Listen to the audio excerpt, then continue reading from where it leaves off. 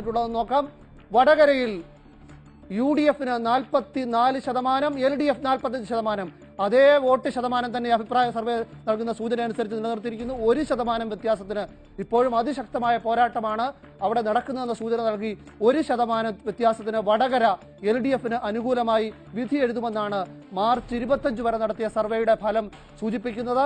ഷംസീർ സ്ഥാനാർത്ഥിയായി വന്ന ശേഷം മുല്ലപ്പള്ളി രാമചന്ദ്രൻ അവിടെ മത്സരിക്കുമെന്ന് ഉറപ്പായ ശേഷം ഈ മാർച്ച് 25 വരെ ജനങ്ങളുടെ അഭിപ്രായം തേടിയതിൽ നിന്ന് 1% വ്യത്യാസത്തിൽ LDF വടകര തിരിച്ചുപിടിക്കുമെന്ന സൂചനയാണ് ഏഷ്യാനെറ്റ് ന്യൂസ് C4 അഭിപ്രായ സർവേ നൽകുന്നത്. BJ4 സർവേ ഫലം ധനപാലിനെ തൃശ്ശൂരെയൊക്കെ കെട്ടുകെട്ടിച്ചു കഴിഞ്ഞ ഈ മാർച്ചിൽ ഇന്നസെന്റ് എത്തുമ്പോൾ, PC ചാക്കോ എത്തുമ്പോൾ എന്താണ് ഫലമെന്ന് നോക്കാം.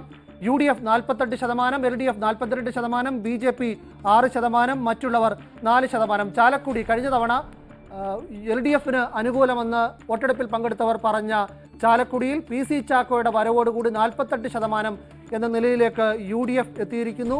LDF നേരത്തെ 44% വോട്ട് നേടിയിരുന്ന LDF ഈ സർവേയിൽ ഫലപ്രദത്തിൽ ഉണ്ടായിരുന്ന LDF 42%, ഇന്നസെന്റ് വന്നിട്ടും 42% ഒതുങ്ങിയിരിക്കുന്നുവെന്നാണ് മനസ്സിലാക്കാൻ കഴിയുന്നത്. അഡ്വക്കേറ്റ് ജയശങ്കർ, എറണാകുളത്ത് അഡ്വക്കേറ്റ് ജയശങ്കർ പ്രവർത്തിക്കുന്നു. പക്ഷേ മണ്ഡലം വെച്ച് നോക്കുമ്പോൾ മാർച്ചിൽ നടത്തുന്ന സർവേ അനുസരിച്ച് UDF 38%, LDF 42%, BJP 15%, മറ്റുള്ളവർ 5%.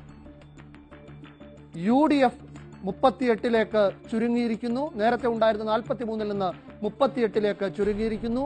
LDF ഉണ്ടായിട്ടില്ലെങ്കിൽ പോലും. പക്ഷേ മാർച്ചിൽ എങ്ങനെയാണ് കൊല്ലം ഈ മാറ്റങ്ങളൊക്കെ ഉണ്ടായ ശേഷം കേരളത്തിലെ താരപ്പോരാട്ടം നടക്കുന്ന, കൊല്ലമാണ് താരമെന്ന് തന്നെ പറയാവുന്ന തരത്തിലുള്ള പോരാട്ടം നടക്കുന്ന ഈ മാർച്ചിൽ UDF 42%, LDF 43%, BJP 6%, മറ്റുള്ളവർ 49%. കാര്യങ്ങൾ പലതും മാറി പറഞ്ഞു. UDF 45%, LDF 44%, BJP 6%, മറ്റുള്ളവർ 5%. ഇടുക്കി UDF നിലനിർത്തും.